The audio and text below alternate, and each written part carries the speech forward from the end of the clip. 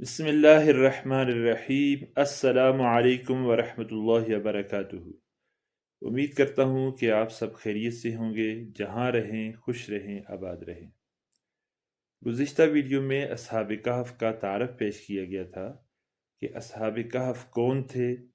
کس جگہ کے رہنے والے تھے، کس نبی کے پیروکار تھے اور کس زمانے میں گزرے ہیں۔ اور آج ہم بات کرتے ہیں کہ اصحاب کہف کے غار میں جانے کے بعد اور غار سے بیدار ہونے کے بعد کے احوال کیا تھے۔ تو اگر ہم قرآن مجید کو دیکھیں تو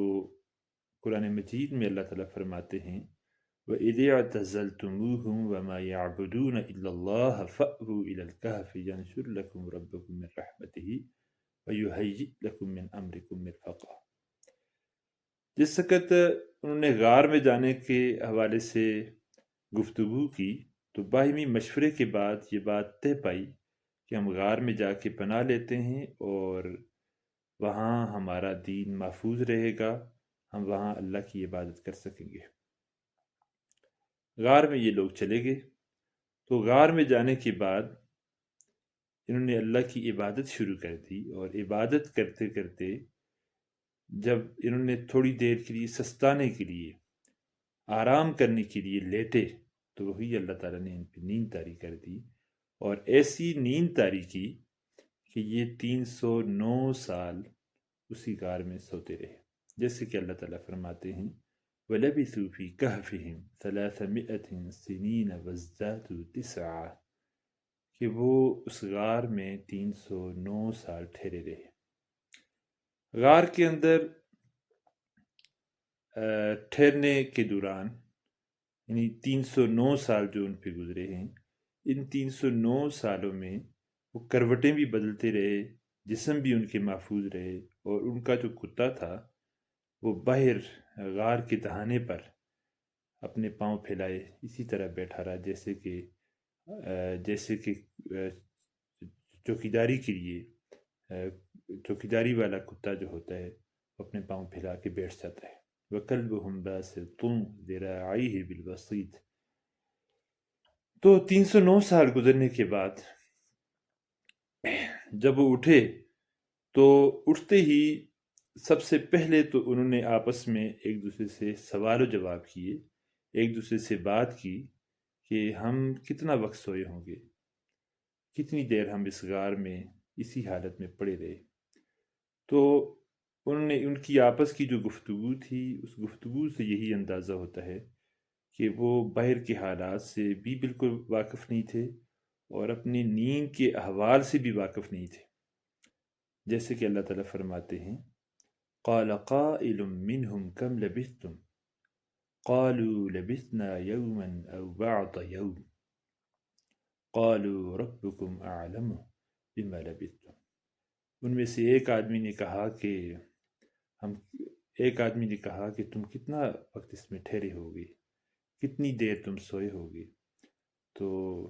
انہوں نے کہا کہ ایک دن یا ایک دن کا کچھ حصہ۔ پھر وہ آپس میں کہنے لگے کہ اللہ ہی بہتر جانتا ہے کہ تم کتنا عرصہ ٹھہرے۔ دوسری بات یہ ہوئی کہ باہمی گفتگو کے بعد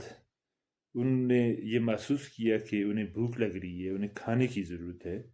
تو کھانے کی انہوں نے جب ضرورت محسوس کی تو اس وقت انہوں نے مشورہ کر کے یہ بات طے کی کہ کسی ایک آدمی کو باہر بھیجتے ہیں، وہ جا کے پاکیزہ حلال رزق یعنی کھانا لے کے آئے گا، پاکیزہ کھانا لے کے آئے گا، اور ہم اس سے کھانا کھا کر پھر سے اللہ کی عبادت میں مصروف ہو جائیں گے، جیسے کہ اللہ تعالیٰ نے ان کا یہ قول نقل کیا ہے فَبَعَثُوا أَحَدَكُمْ بِوَرِقِكُمْ هَذِهِ إِلَى الْمَدِينَةِ فَلْيَنظُرْ أَيُّهَا أَزْكَى طَعَامًا فَلْيَأْتِكُمْ بِرِزْقٍ مِّنْهُ۔ تم آپس میں سے کسی ایک کو بھیجو، یہ سکہ لے کے، چاندی کا سکہ لے کے شہر کی طرف بھیجو، اور وہ دیکھے کہ کون سا کھانا پاکیزہ ہے، بس اس میں سے تمہارے لیے وہ کھانا لے کر آئے۔ اور پھر ایک شخص کو انہوں نے مشورے کے بعد بھیج دیا باہر، اور بھیجتے وقت اسے کچھ نصیحتیں کی اور اسے کہا وَلْيَتَلَطَّفْ، نرمی سے بات کرنا، جس سے بھی بات کرنا تو نرمی سے بات کرنا۔ اور دوسری بات یہ کی کہ کسی پر اپنی پہچان ظاہر نہ کرنا، اپنے آپ کو پوشیدہ رکھنا، کہیں ایسا نہ ہو کہ وہ لوگ تم پہ ہمارے احوال سے واقف ہو جائیں کہ ہم لوگ اس طرح غار میں پرپوش ہیں تو پھر ہمیں وہ پتھر مار کے ہلاک کر دیں یا ہمیں مجبور کریں کہ ہم سابقہ دین کی طرف لوٹ جائیں۔ اور اگر ایسا ہوا کہ ہم سابقہ دین کی طرف لوٹ گئے تو اگر ایسا ہوا تو پھر تم لوگ فلاح نہیں پاؤ گے، جیسے کہ فرمایا وَلْيَتَلَطَّفْ وَلَا يُشْعِرَنَّ بِكُمْ أَحَدًا إِنَّهُمْ إِنْ يَظْهَرُوا عَلَيْكُمْ يَرْجُمُوكُمْ أَوْ يُعِيدُوكُمْ فِي مِلَّتِهِمْ وَلَنْ تُفْلِحُوا أَبَدًا إِذًا أَبَدًا۔ اب جب وہ ایک شخص چلا گیا کھانا لینے، جب باہر کی ماحول میں گیا تو اس نے دیکھا کہ سارے کا سارا ماحول چینج ہے، بازار چینج ہے، اور پہلے جیسی کوئی حالت نہیں ہے۔ تو وہ ایک شخص کے پاس گیا اور اس کو جا کے چاندی کا وہ سکہ دیا تاکہ اس سے کچھ کھانے پینے کے لیے لا سکے۔ اب اس شخص نے یعنی دکاندار نے اس سے چاندی کا سکہ لیا اور چاندی کے سکے کو دیکھتا ہی رہا کہ یہ سکہ اتنا پرانا، 300 سال سے زیادہ عرصہ اس سکے کو گزرا ہوا، اتنا پرانا سکہ ہے، یہ کہاں سے آ گیا؟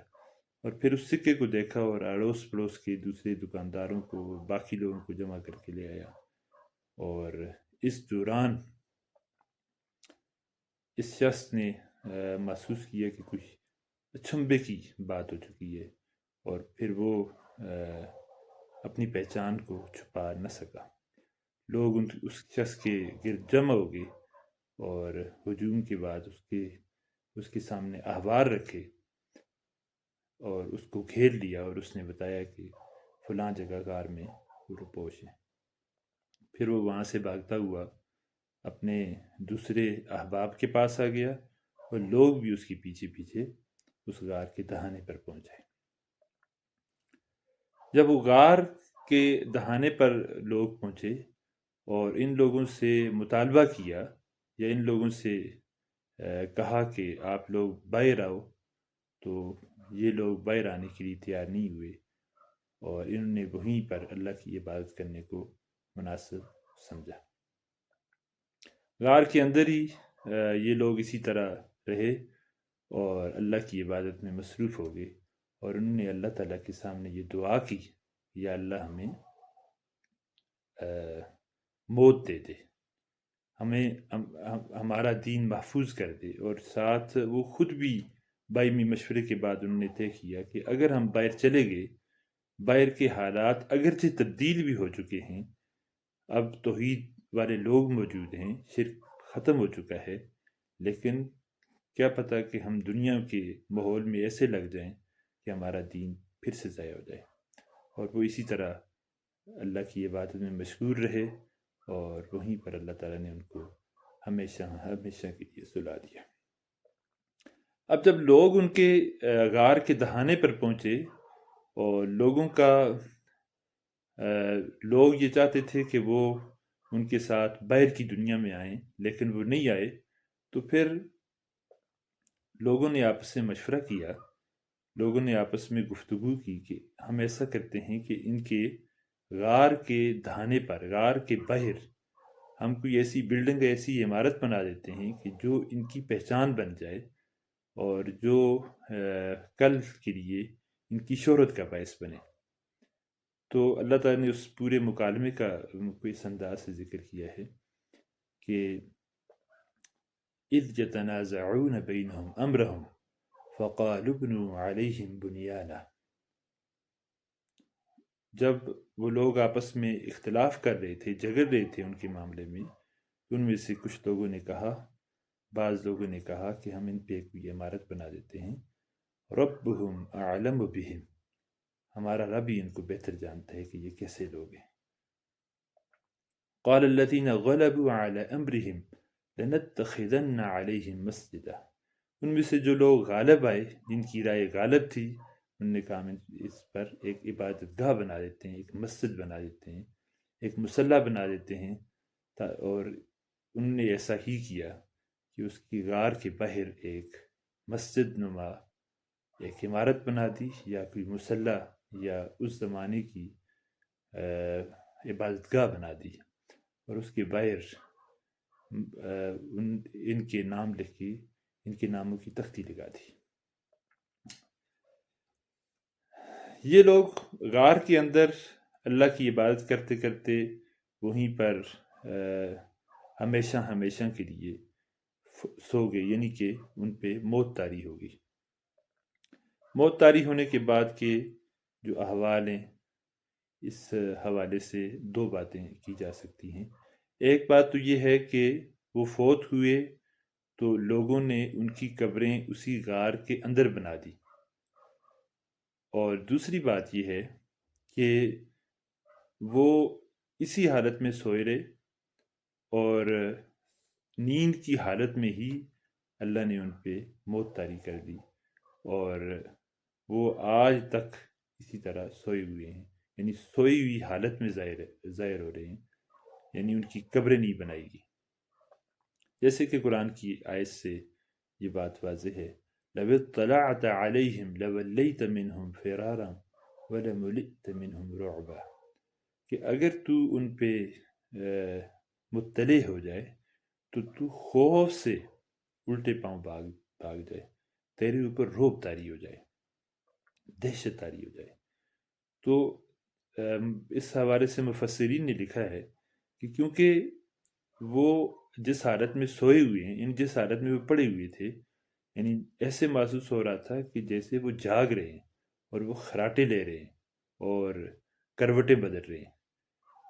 حقیقت میں ان پہ موت طاری ہوئی ہے۔ اور دوسری بات یہ ہے کہ یہ جو اللہ تعالیٰ نے ایسا کیا ہے، اس کی بھی ایک وجہ یہ تھی کہ اگر ان تک کسی کی رسائی ہوتی، یعنی ان کا رعب طاری نہ ہوتا، وحشت طاری نہ ہوتی، تو ہو سکتا ہے لوگ ان کو ان کے جسموں کو نقصان پہنچاتے، یا ان کے جسموں کو نقصان پہنچاتے، یا کوئی کیڑا مکوڑا ان پہ کوئی حملہ آور ہوتا، یا یہ بھی ہو سکتا ہے کہ ان کے جسموں کا تمسخر بنایا جاتا، یا یہ بھی ہو سکتا ہے کہ مستقبل میں انہیں بتوں کی طرح پوجا جاتا۔ تو اس لیے ان تک کسی کی رسائی نہیں ہوئی، وہ جس حالت میں پڑے ہوئے تھے ایسے ہی محسوس ہوتا تھا جیسے وہ جاگ رہے ہیں، لیکن حقیقت میں وہ جاگ نہیں رہے تھے، ان پہ اللہ تعالیٰ نے ہمیشہ کے لیے موت طاری کر دی تھی۔ انشاءاللہ العزیز اگلی ویڈیو میں ہم اس بات کی وضاحت کریں گے کہ وہ غار کیسا تھا اور کہاں پر ہے وہ غار۔ وآخر دعوانا الحمدللہ رب العالمین۔